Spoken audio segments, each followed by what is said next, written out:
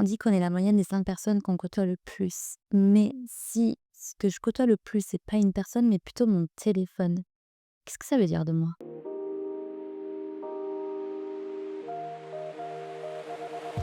Bon, après avoir digéré que je passais 47 heures par semaine dessus, je n'ai pas arrêté depuis de penser aux conséquences que ce temps d'écran scrollé avait sur moi et sur la vie que je menais à travers. Mais aujourd'hui, je suis prête à sortir de cette addiction pour commencer quelque chose de nouveau. Donc cette semaine est dédiée à remettre mon téléphone à sa vraie place. On va pas se mentir, mais notre cerveau, il est quand même ultra malin quand on donne pas sa dopamine quotidienne.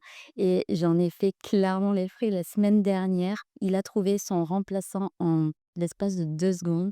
C'est-à-dire qu'il a passé de mon téléphone à mon ordinateur. C'est marrant quand même parce que quand tu essaies de changer un peu une habitude ou même plusieurs habitudes, bah, ça se passe jamais aussi facilement que ce que tu l'avais imaginé dans ta tête. Et en même temps, je suis convaincue en fait que si on s'y tient vraiment, on peut être vraiment surpris par le résultat et par tout ce qu'on peut faire, même ça peut aller au-delà de ce qu'on avait imaginé. Bon, j'ai toujours pas repris, le sport, j'ai vraiment du mal à m'y remettre, ça fait 15 ans, mais ça, c'est clairement une autre histoire. Du coup, cette semaine, pour désapprendre à vivre collé à mon téléphone, j'ai décidé de planifier des hobbies, des activités sur mes temps off.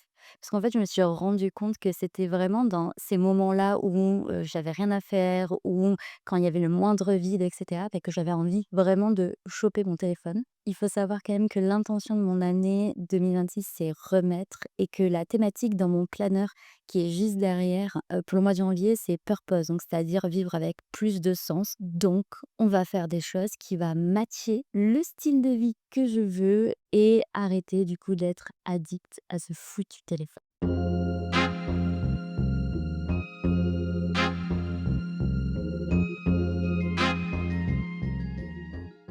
Ça fait 2 ans que je rêve d'avoir un carnet Louise Carmen ou Pépère République et en faisant mes recherches, je suis tombée sur des tutos pour le faire soi-même et j'avoue, j'ai trouvé cette activité quand même plutôt cool à faire au lieu de scroller. Alors je me suis lancée dedans.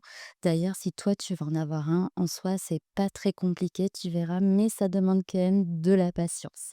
Par contre, une fois que tu tombes dedans, tu vas voir, tu vas être trop trop fière du résultat et crois-moi, j'ai déjà envie d'en faire 3 autres. Tout ça, ça me fait penser à une question que j'ai reçue l'autre jour sur Instagram et qui est totalement logique alors que ça vient remettre un peu en question ce que je fais.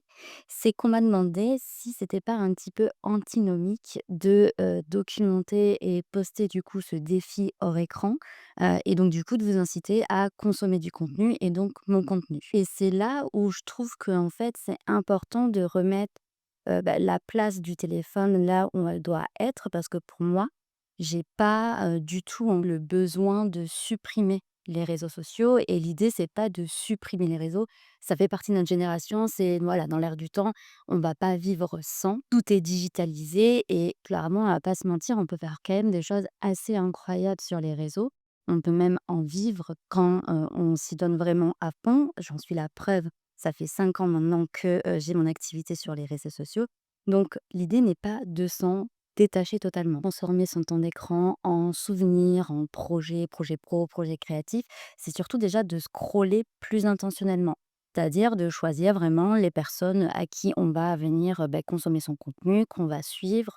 On va, pour moi, ce qui va être intéressant, c'est de regarder des gens qui nous apportent quelque chose, qui nous apportent, je sais pas moi, de l'inspiration, de la motivation, qui va nous apprendre quelque chose. Et l'objectif est vraiment d'aller dans ce truc d'être plus intentionnel dans ce qu'on consomme. Ensuite, que ce soit ici ou sur Instagram, j'ai vraiment envie de montrer qu'on peut utiliser son téléphone, mais qu'on peut réussir à en créer quelque chose, c'est-à-dire monter un projet, lancer des choses, là comme moi je lance ma chaîne YouTube, et vivre dans la réalité au lieu de consommer. Et au final, mon téléphone, c'est l'outil qui va capturer tout ça et lui donner en fait une dimension beaucoup plus grande grâce aux réseaux sociaux en le partageant et en documentant. Je le remets à sa place et regarde, ça me permet au final de créer mon carnet de rêves que j'attendais depuis 2 ans et en même temps de faire du contenu pour ma chaîne YouTube et qui sait, un jour, je pourrais peut-être être monétisée. Ok, la touche finale du coup avec le ruban en dentelle. Je suis trop fan. C'est pas trop beau.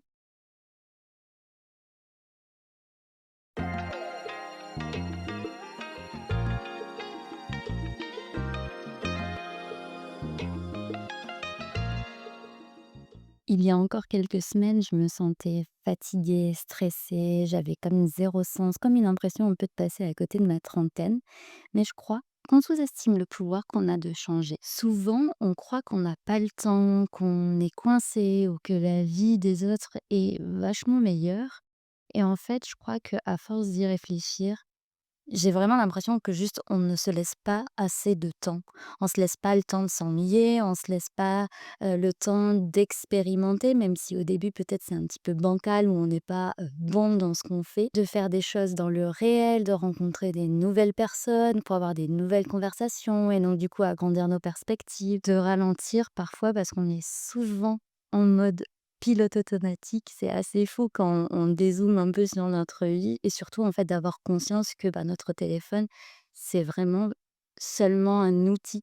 Il a plein de fonctionnalités, mais dès qu'on l'utilise, en fait, comme tel, bah, ça change quand même pas mal de choses et ça me fait penser à un truc, c'est que j'ai commencé, il était temps, à 31 ans, je crois, de regarder Sex and the City et j'adore, c'est trop l'époque, années 90, New York, c'est vraiment trop, trop ma vibes et vraiment la série est quand même assez hilarante. Mais si on regarde de plus près, le téléphone, ils avaient les débuts d'internet, mais ils étaient pas c'était pas internet comme on l'a aujourd'hui où c'est vraiment ancré, c'était encore, les prémices et c'est génial parce qu'on a encore les vieux téléphones, les anciens téléphones et au final, il l'utilisait vraiment comme il devait être utilisé. Il s'appelait, il se donnait des nouvelles ou alors il se donnait rendez-vous dans la vie réelle, dans le quotidien et en fait, on devrait faire ça. On devrait réutiliser notre téléphone comme ça, comme dans les années 90. En tout cas, c'est ma vision. Du coup, si je devais garder une seule leçon de cette semaine qui vient de s'écouler, je dirais que c'est vraiment d'utiliser mon iPhone comme l'outil qu'il doit être. Alors moi, j'ai fait vraiment des choses sur mon temps off pour remettre des activités, donc là, la création d'un journal, la création, d'un album photo et cetera, de faire des puzzles. Je pense qu'en fait, le premier pas peut être sympa, c'est de faire ça sur nos temps off, de commencer à faire en sorte que notre téléphone soit un outil, en dehors du travail ou de l'école, ça dépend où est-ce que tu en es, dans ta vie aujourd'hui et ça peut être un vrai premier pas pour ne pas utiliser ton téléphone là-dessus, sur ces moments-là et ensuite du coup, venir, l'expandre sur la partie un peu job, un peu pro ou même, à l'école, si tu es étudiant et les fruits quand même de ces tests sont plutôt pas mal parce que cette semaine, je suis tout pile à la limite des 2 heures d'écran et j'avoue, ça fait du bien. Je te dis du coup à très vite pour une nouvelle vidéo. N'hésite pas à t'abonner à la chaîne et à me dire un petit peu ce que tu as essayé de faire cette semaine hors écran, hors téléphone. Je suis toujours curieuse d'avoir un peu les expériences de chacun.